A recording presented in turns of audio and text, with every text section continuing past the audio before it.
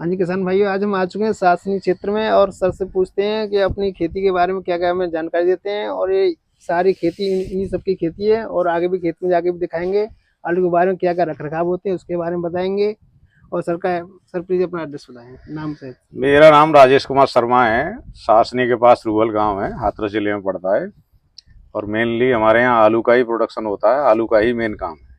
ज़्यादातर 80% से 90% तक फसल आलू की ही लगती है और पूरा फोकस आलू पे ही रहता है। एक क्या से एक एक्टिव किसान है हमारे यहाँ। तो कौन और सी फसल इस टाइम ज्यादा, मतलब आलू में कौन सी वैरायटी आलू ज्यादा? में भैया 3797 जिसको कुफरी बहार कहते हैं वो, और चिपसोना।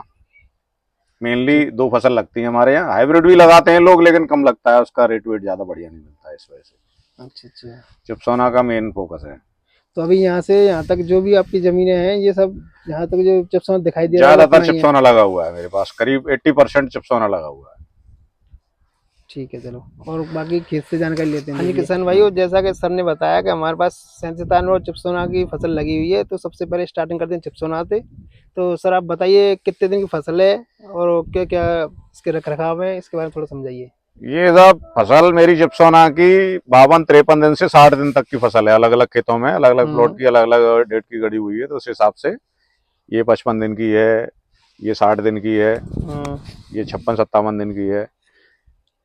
और ये फिलहाल जो स्टेज है इसकी, इस स्टेज में आप देख ही रहे होंगे इसकी जो ग्रोथ है, वो इतने कम टाइम में इतनी बढ़िया ग्रोथ एक केवल मेंटेनेंस से होती है। ओवरडोज और ऐसा कुछ नहीं है कि हम एक्स्ट्रा डोज लगाते हैं या लोग एक एक कट्टे बीघे की डीएपी लगाते हैं। हमारे यहाँ ऐसा सिस्टम नहीं है। मैक्सिमम 30 किलो बीघे की डीएपी लगती है, 15 किलो बीघे के पोटाश डलवाते हैं जमीन में, जो दानेदार पोटाश आती है। उसके बाद जो खेल होता है वो सब होता है उसके बाद। पानी के साथ साथ, हर पानी के आगे आगे जो कुछ डलवाना होता है उसमें। बाकी की जो पोटाश है, जैसे 25 किलो पोटाश लगानी होती है हमें एक बीघे में, तो 15 किलो हम जमीन में डलवाते हैं। बाकी जो 10 किलो बच रही है वो यूरिया के साथ 5-5 किलो 2 राउंड में, पहले पानी के साथ दूसरे पानी के साथ। ये बेड वाली मेरी खेती है, तो बेड वाली खेती में ऐसे छिटकवा नहीं डाला जाता है खाद, नाली में डालना पड़ता है। हर नाली में डालना है। तो नाली में डालने से क्या है कि जैसे हर साइड से 8 से 9 इंच अंदर उसका सीड होता है, तो वो दोनों साइड एब्जॉर्ब कर लेता है। पौधे की जड़ों को जरूरत होती है उसकी, ऊपर टॉप पे जरूरत नहीं होती है। अगर जैसे हम बात करें तो ये सामने वाला जो खेत है ये कितने दिन का हो अप्रोक्स? ये 54 दिन का खेत है। अच्छा जी। तो अभी इसमें मतलब पूरी तरह इसमें कितने पानी लग चुके हैं अब तक? पानी इसमें लग गए 4, चौथा पानी अभी लगा है। पानी का मैं बताना चाहूंगा कि लोग पानी 3 से 4 से 5 पानी मैक्सिमम लगाते हैं आलू में। मेरे हिसाब से कम से कम 6 से 7 पानी लगने चाहिए। तो पानी की मात्रा कम रहनी चाहिए, राउंड ज्यादा होने चाहिए। मतलब एक तरीके फिक्स तरीका होना चाहिए पानी लगाने का, जैसे कि हाँ, हल्का हल्का पानी। बिल्कुल, पानी हल्का लगना चाहिए, लेकिन जल्दी जल्दी जल्दी जल्दी लगाना चाहिए पानी। पानी की रूट जैसे डेवलप होते हैं, उसके ट्यूमर बनता है, तो हर समय उसे नमी की जरूरत होती है। और उसमें जरा सा भी नमी थोड़ा इधर उधर हो जाती है तो प्रोडक्शन पे फर्क आता है। ओके। तो अभी जैसे आपने बताया कि 54 दिन का ये फसल हो गई आपकी, तो इसमें आपने अभी तक क्या क्या लगाया और कितने दिन पे क्या लगाना चाहिए एक तरीके से रख रखाव? इसमें वही बताया मैंने, पहले पानी के साथ 5 किलो यूरिया के साथ 5 किलो पोटाश डालना है। दूसरे यूरिया के साथ फिर 5 किलो यूरिया के साथ 5 किलो पोटाश डालना है। इस बीच में किसी भी एक राउंड में एक ट्राई कॉन्टेनल आता है, वो डलवा सकते हैं अलग से। अगर ग्रीननेस कम आ रही है, पीलापन लग रहा है, तो मैग्नीशियम लगा सकते हैं। वैसे तो लगाना ही चाहिए, लेकिन अगर फसल अच्छी है, कोई दिक्कत नहीं है, तो नहीं लगाना है। जरूरी नहीं है कि हर चीज फसल अच्छी होने के बाद भी लगानी है। वो खेती के हिसाब से ही होना चाहिए। हाँ बिल्कुल। ओके। हाँ जी सर, तो अब ये खेत, इस फसल के बारे में बताएं, ये फसल कितने दिन की हो चुकी है? ये भी चिपसोना है, ये 44-45 दिन की फसल है। ये थोड़ा लेट लगा था, एक हफ्ते में ये डेवलप हो पाएगी।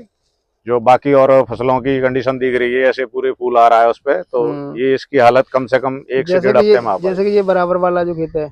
हाँ जी, ये 60 दिन का है। ओके।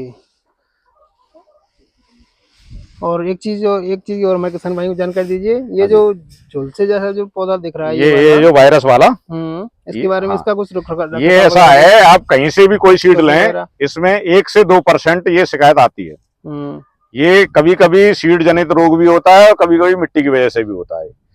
इसका कोई ट्रीटमेंट नहीं है इसका, केवल यही है कि अगर छोटी खेती है, आपका एरिया कम है, तो इसकी रोगिंग करा सकते हैं। रोगिंग मतलब इसको पूरा जड़ से नीचे से निकाल के पौधे को और अपने खेत से बाहर किसी गड्ढे में दबाना है, फेंकना नहीं है, क्योंकि वायरस है तो ये किसी और का भी नुकसान कर सकता है। तो ज्यादा अच्छा यही रहेगा कि इसको निकाल के और एक जगह ले जाके थोड़ा गड्ढा करके खेत से बाहर हाँ, इससे अपना फायदा है, किसी का नुकसान भी नहीं करना। हाँ, नहीं वही है इसका, तो यही ट्रीटमेंट है।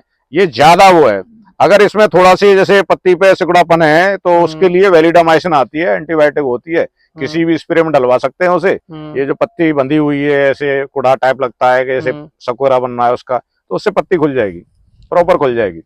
हाँ, उससे फिर उसको पौधे का खाना पीना भी सही से बिल्कुल बिल्कुल, भोजन पूरा बनाएगा, पत्ती खुलेगी तो, और प्रोडक्शन भी थोड़ा 19-20 रहेगा, लेकिन पूरा ही आएगा, उसकी कोई दिक्कत नहीं रहेगी।